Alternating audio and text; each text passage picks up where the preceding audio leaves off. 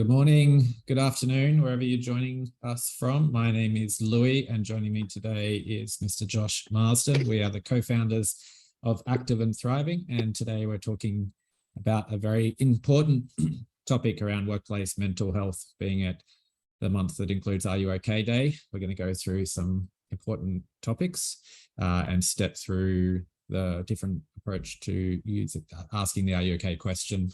Before we kick off, this is a Menti presentation, so there are a few interactive components along the way. So either pull out your phone or open a second tab on your computer and go to menti.com and type in the code 14052349. Once you've got that, if you just give us a little click on the love heart down the bottom so that we know that you're on board. How are you today, Josh? Yeah, really good. Thank you, Louis. Looking forward to this session. I guess not only is there been a lot of conversation around Are You OK Day through September, we are moving into October, which has World Mental Health Day as well, World Mental Health Month. So yeah, plenty of reasons to keep the conversation going. Excellent. We can see a few of those love hearts coming through, so we will start moving on. The code will remain at the top of the screen if you still need some time to get in there. So today's session, what are we going to cover? We're going to look at setting the scene and go into some of the facts around mental health in Australia. We're going to touch base on some of the key signs of good mental health and poor mental health, and cover a little bit of the terminology that sometimes is misused in more of a public discourse. Then we're going to step through the 4 steps of asking, are you okay? And touch on a little bit of advice around making sure that you're in the right position to be able to ask that question to start with. And then we'll cover some of the basic support services that are out in the community that you can tap into for anybody that you need to provide some extra support for.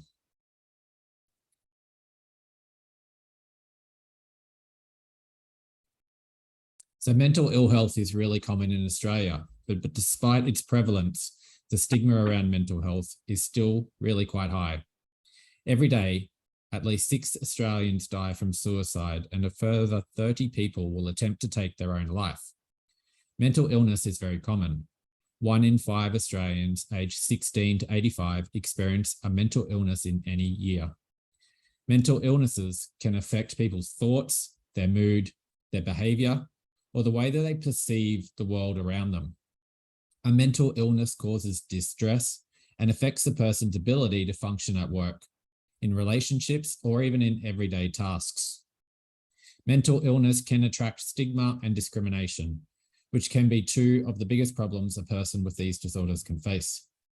There are many different types of mental illness, and the most common are depression, anxiety, and substance use disorder. Of the Australians with a mental illness in any one year, 11.5% have one disorder and 8.5% have 2 or more disorders. Almost half of all Australians will experience a mental illness in their lifetime. The onset of mental illness is typically around mid to late adolescence, with Australian youth having the highest prevalence of mental illness than any other age group. Well, a lot of these facts are alarming. They're all recorded pre-2020. In a large scale by Monash University in 2021, clinically significant depression and anxiety symptoms were at least 2 to 3 times higher than would have normally been observed in the community. Secondly, Beyond Blue reported contacts from anxiety were about 50% higher, and contacts about depression had almost doubled. It's estimated that untreated mental health conditions cost Australian workplaces approximately $10.9 billion per year. This comprises $4.7 billion in absenteeism, $6.1 billion in presenteeism, and $146 million in compensation claims. When people go off work with a mental health condition, quite often they stay off work. Mental health conditions are complex, and the typical time off work is 15.3 weeks compared to only 5.5 weeks for all other claims.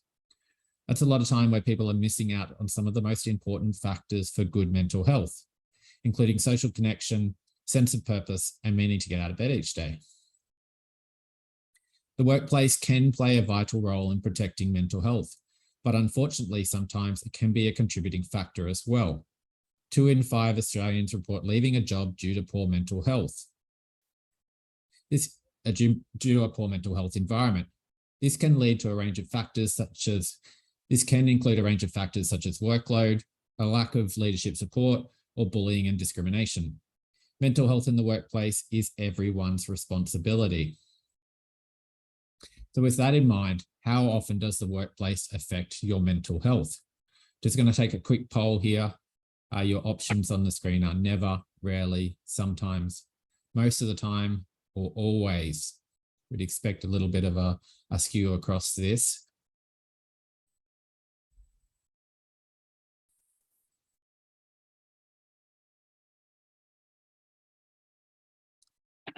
Where are you right now, Louis? Yeah, probably with the rest of the majority in the sometimes. Work sits as a balance in terms of providing, direction for your life and giving you that purpose, but also when stress gets outside of your coping zone, then it can significantly impact on your mental health. So I would say I'm in that sometimes bracket. Yeah, likewise. Yeah, definitely understand that the workplace can contribute to stress, but it's how long, those periods of stress that make the biggest impact. Definitely. And I would say that this can change. I think, looking back maybe a few years before, I would have said that work was less stressful when I was first starting out in my career. So maybe I would have been in that rarely bucket. So I think probably it could change depending on your workplace and also depending on your own situation. Thanks everybody for your input here. We can obviously see that most of the time we've got a couple of people, sometimes the vast majority, and 4 rarely. So thinking about this in our own workplace, we can see that the workplace can be a positive or negative impact on our own mental health, and this can change.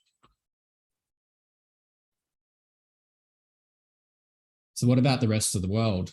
Well, pretty alarmingly, the WHO estimates that depression will be the #1 cause of disability for both the developed and developing worlds by 2030. I thought that was a pretty alarming statistic considering the rise of other chronic disease, particularly in developed worlds, but also in developing worlds.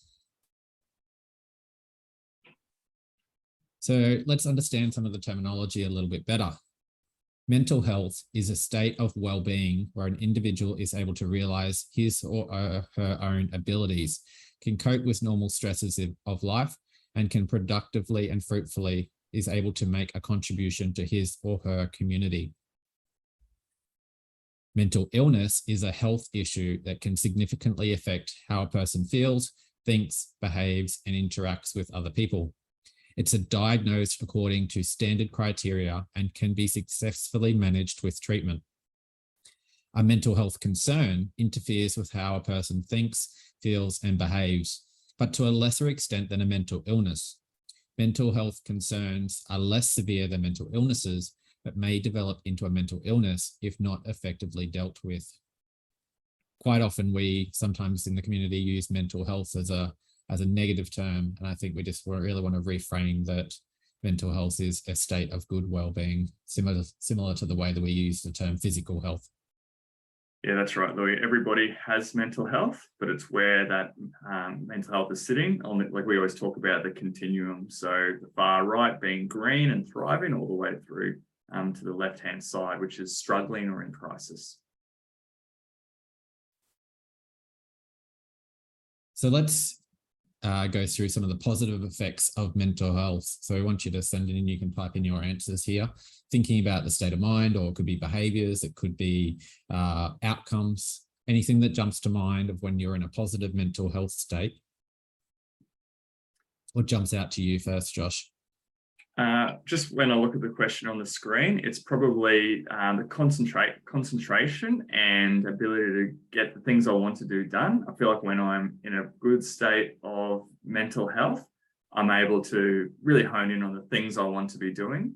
I know that when I am stressed and overwhelmed, it becomes very hard for me to focus, to hone in and achieve things. It kind of becomes a vicious loop, essentially. What about yourself, Louis?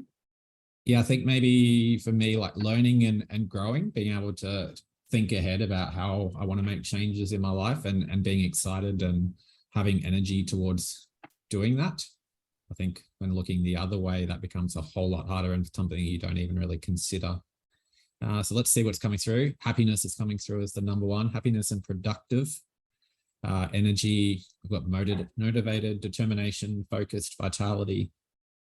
I noticed relationships in there in 4 or 5 different ways: better relationships, positive relationships, good relationships. So it's those that downstream effect. It just doesn't impact yourself; it impacts your family, your friends, your colleagues. So that's quite interesting that everybody's calling that out. Very good. Okay, and then so some of the ones that come out from the literature are increased learning. So your creativity and productivity, being at a higher state and level to have that creative approach. Pro-social behavior, so really focusing on your relationships and having better relationships. Improved physical health, probably hasn't come out as much in our word map there, but people who are in a positive mental health tend to have better physical health and vice versa. And then a longer life expectancy. So positive mental health is associated with living longer. Now, on the flip side of that, what are the effects of poor mental health? Same thing, could be around the outcomes. It could be around basic behaviors.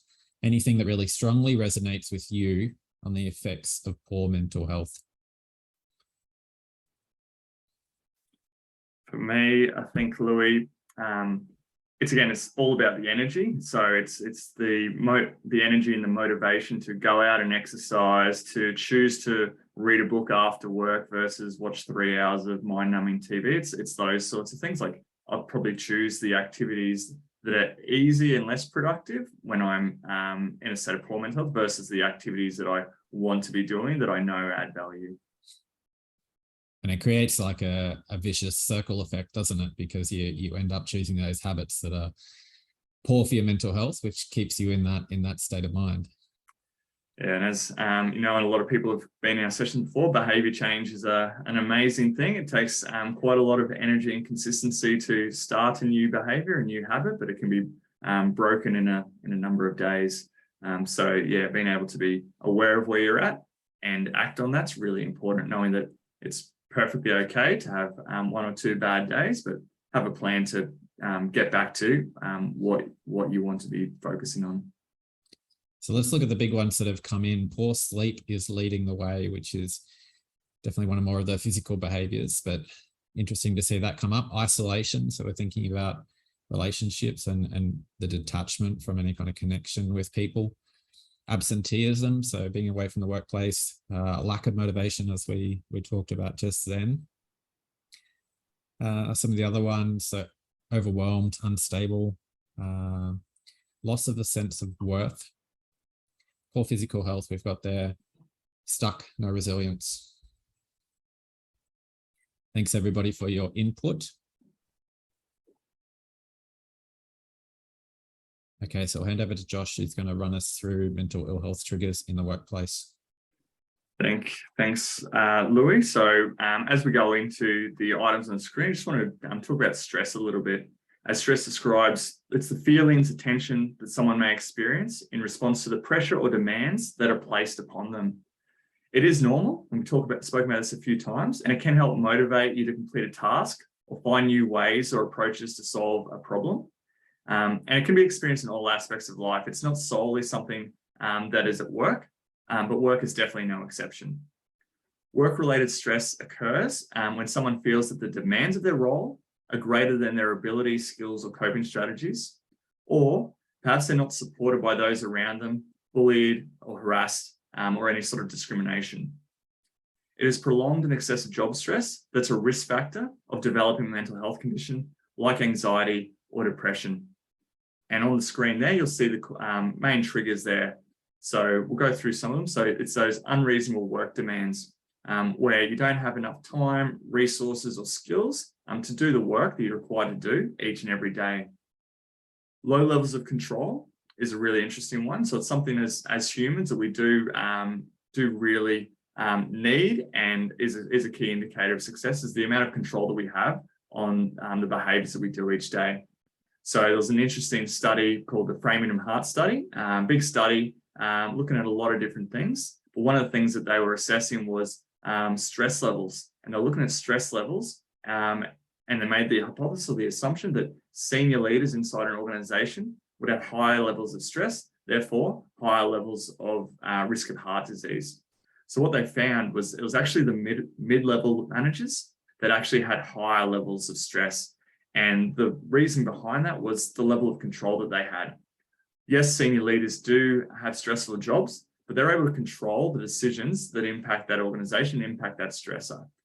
People down from them, their direct reports, don't have that same level of control, but still have a high level of stress, a high level of output that they must produce. And that impacts their mental health and well-being and physical well-being in this instance.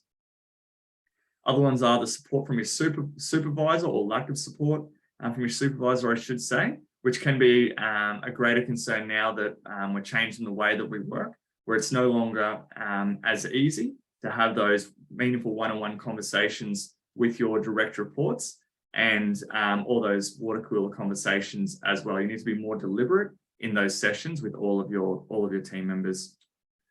Lack of role conflict and role clarity. You might have experienced yourself where you might be working on a project from your line manager, but then somebody more senior might be trying to prioritize something that they want to get across the line. So that leaves you in a little bit of a tug of war situation.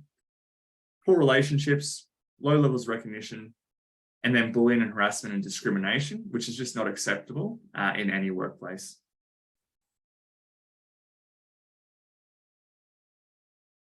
So what are the early warning signs that someone might need support?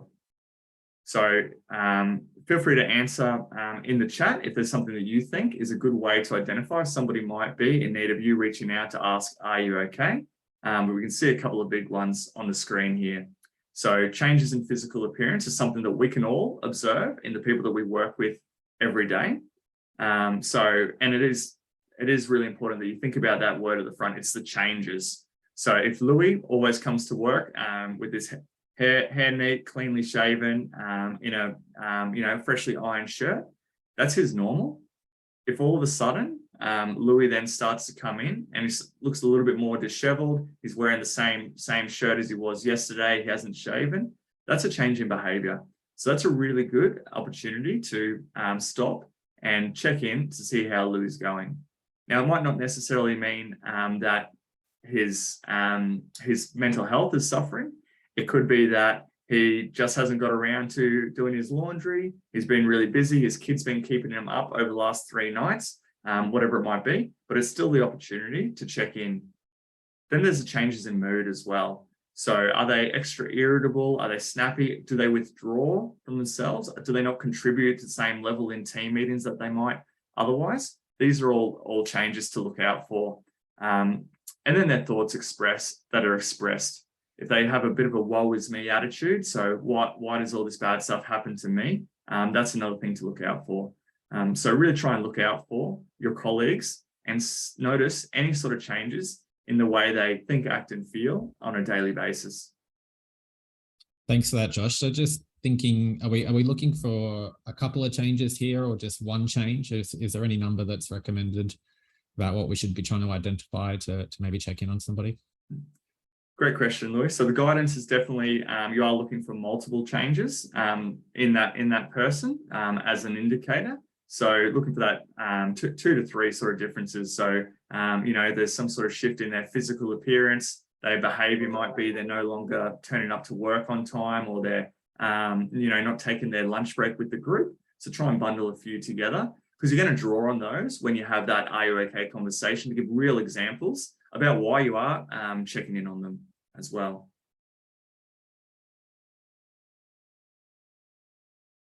Which then leads us into the asking the "Are you okay?" question. Again, all of this is probably quite familiar for a lot of you since we've just had "Are you okay?" But it's great to just go over it again so that when you are in a situation to ask, you do feel confident and capable of doing so. First and foremost, it's about being ready and being prepared. And this comes down to where you are and your current state. So think to yourself, are you in a good headspace? Because if you yourself are struggling, you might not have the capacity of bandwidth to then be in that situation with somebody else that might not be okay. So make sure that you fit your own oxygen mask first. Are you willing to genuinely listen? So these are pretty serious conversations, and they can take up a bit of time. So make sure that when you are ready to ask, you have the time, you're genuine about that, and you do it in a confidential space as well. Big one is just remembering that you won't have all the answers. So quite often as people, we really want to help people, and that's fantastic. But this is their opportunity to share with you and give them time to share as well. Don't feel the need to speak. If anything, just try and be comfortable in silence to give that person the opportunity to really unpack everything that's going on. Then when you are letting them speak, listen to opportunities where you might be able to support them. And always remember, this is something difficult. There is still plenty of stigma around mental health and well-being. So be comfortable knowing that they might not respond to you straight away, but it's worth continuing follow up with that person.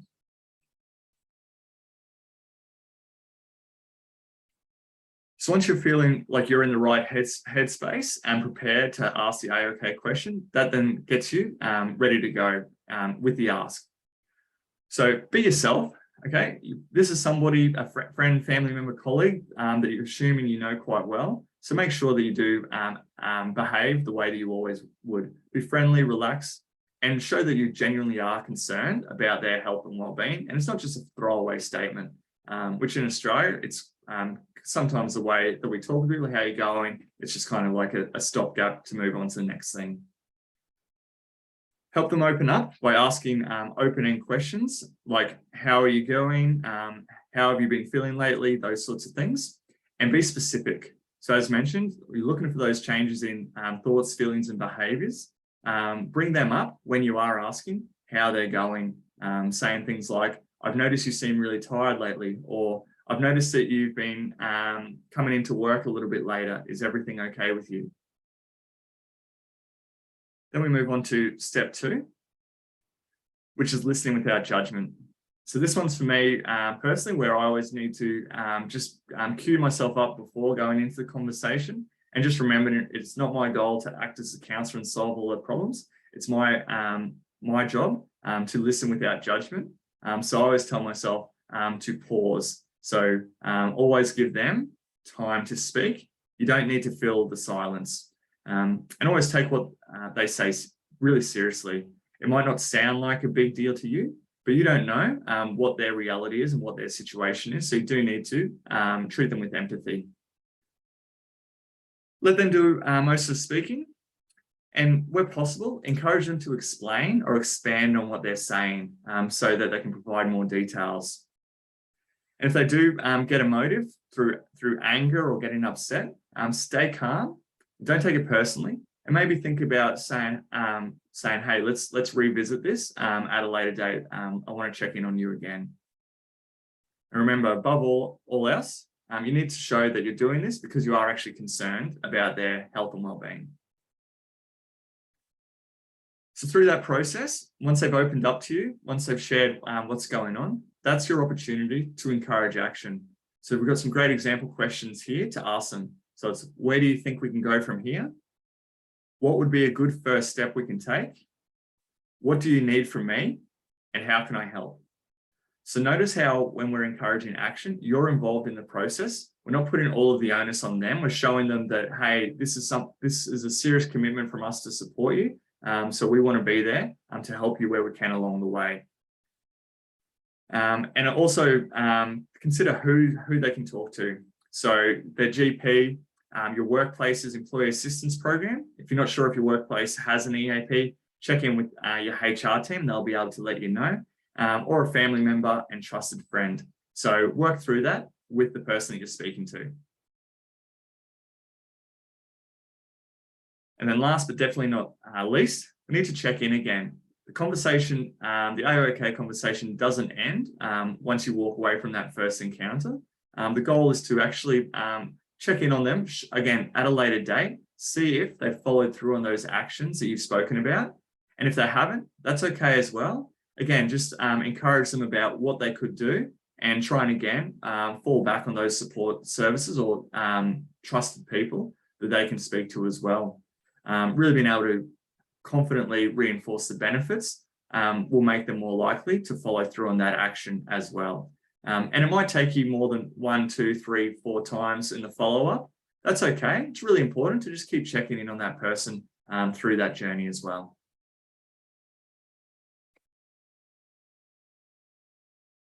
So there's lots and lots of support services that are available. So first and foremost, understand what your employee assistance program is at your workplace, if you have one, and then what that service looks like as far as how many sessions are available, are family members living under the same roof entitled to that as well, just so that you can go there prepared with all of the information.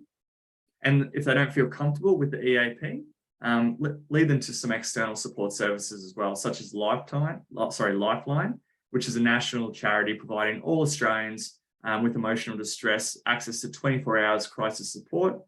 Or it could be Relationships Australia, who are the leaders in relationship support services for both individuals and families.